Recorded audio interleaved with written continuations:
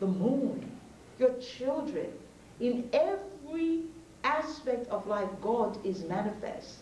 So the omnipresence of God is always with us, is always in front of us. We, created in the likeness of God, supposedly has the highest manifestation of God in the world. Sometimes we forget that. We are here to live in a world and to pay homage to that.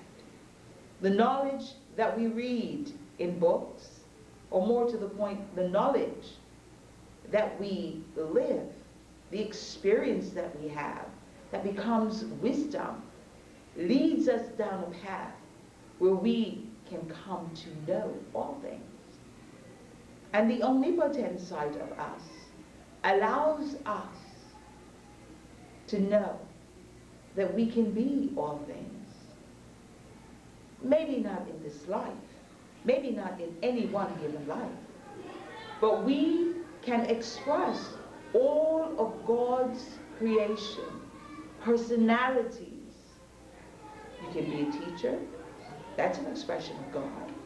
You can be a lawyer, you can be a boatsman, you can be a leader, you can be a priest, a priestess, you can be that child, you can be the seamstress, you can be the painter, the artist, the singer. All of these are expressions of God's omnipotence. One of the greatest tragedies that we have in the world is that people make the mistake of equating this human body that they see as their true selfhood. There is a huge difference between your body, between your mind, and your spirit. The divine spark is within all of us, and that divine spirit allows us to be able to walk in this physical body with a knowing that we were created in the likeness of God. And then our minds, which is an outgrowth of the Spirit, which is created by the Spirit, is the dwelling place, is the house of our personalities. Is that dwelling place that holds our thoughts, our feelings, our emotions, the personality that we are. Some of us are cool, calm, collected. Some of us are fiery. Some of us are full of a lot of, let us say, vigor. The differences in those personalities is what makes up for this amazing, amazing, glorious experience on earth with our fellow man. If everybody was just like us, if everyone looked exactly like each and every one of us, we would have a very boring life. We would not want to be in this world. The question would be, what would be the purpose? If every human being was made perfect, then there would be no need to strive for perfection. And the perfection for which we strive is nothing else than coming into the knowing of who we are. And then we have this physical body, these bones, ligaments, tendons, muscles. We have the blood that runs in our vein. We have this amazing thing called a brain. This physical body is what was intended to be the holy temple. It is in this holy temple that God dwells, that the divine mother, Father, God, this is where they dwell. This is how the divine expresses him, herself, through us. In the Nubian Kemetic culture, it is believed that we are born again and again into lifetimes. There is more than just this one life. How could we come into perfection in only one lifetime?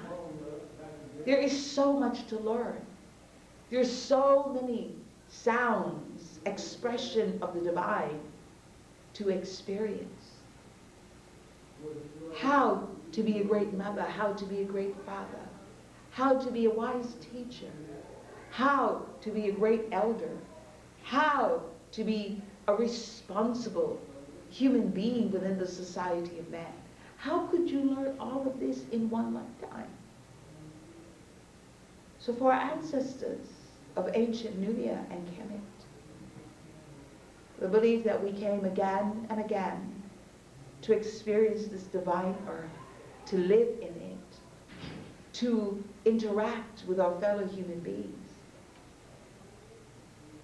That capacity to return again and again and again is part of the glory of God manifested on earth. So your mind,